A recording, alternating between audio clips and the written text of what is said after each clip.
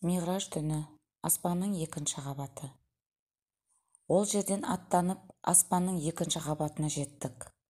Оның есігінің қасында да жоғарыдағыдай сұрақ-жауап болды. Рұқсат алып ішке кірдік. Хазіреті Яхия мен Иса ғалейхиссалам пайғамбарлар осында екен. Олармен кездесіп баталарын алдым. Бұл екі пайғамбардың тағдыры бір-біріне ұқсастай. Соның ішінде Алла тағала бұларды бір мекенге орналастырған болу керек. Закария ғалейхиссалам пайғамбар қартайған шақта ұлы Яхия дүниеге келген. Адамның табиғи жаратылысы бойынша ердің жасы ұлғайып, яки әйелінің жасы өтіп немесе бедеу болса, олар бала көрмеуі тиіс. Бірақ құдіреті күшті Алла жоқтан бар етеді. Яхия да Алланың қалауымен дүниеге келді. Бұл туралы Құран кәрімде: «Ей Раббым, маған кәрілік жеткен, әйелім бедеу болса, қалайша менен перзент болмақ?» деді. Алла: «Осылайша Алла қалағанын істейді» деді, делінген. Әлі Ғимран сүресі 40 аят. Яхия үлкейіп ер жетті, пайғамбар болды. Закария ғалейхиссалам Құдайға әдемі құлшылық жасайтын еді.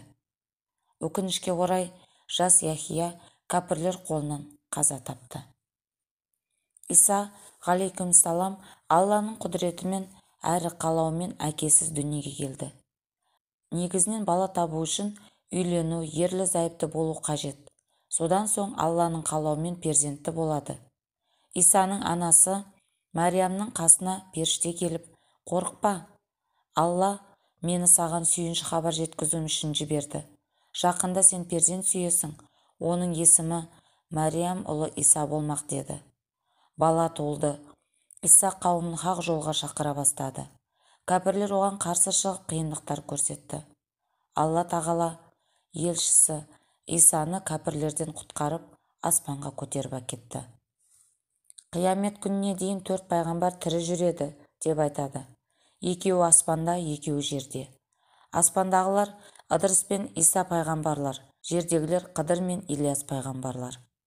Осы аспанды аралап жүргенде Мүнкер, Накир атты 2 періштені көрдім. Бұл періштелер жерленген мәйіттің қабіріне кіріп, олардан сұрақ-жауап алады екен. Қастарына барып сәлем бердім. Олар мені жақсы қарсы алды.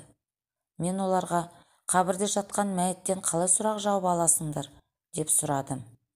Олар: «Адамдар мәйітті қабірге қойып кеткеннен соң алдына кіріп: Раббың кім, пайғамбарың кім, дінің не?»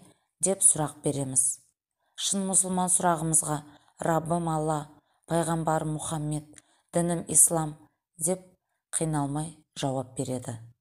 Оның жауабына қанығып қайтып кетеміз.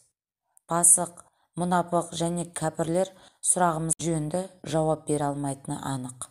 Біз оларды азапқа саламыз деп түсіндірді.